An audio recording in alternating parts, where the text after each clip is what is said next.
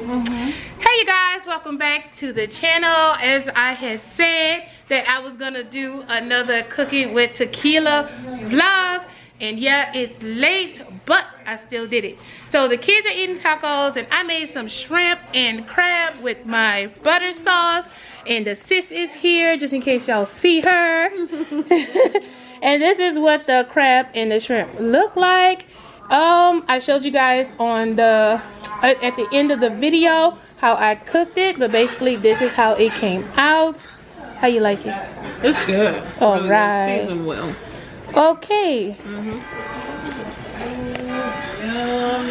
And so, let's see. We have started another weekend vlog for you guys. Today is Thursday, and I'm gonna try to edit this video as quickly as I can. The video is actually gonna be muted so that I can be able to get it done faster, so I can stop talking so much. And you guys, let's get into the video.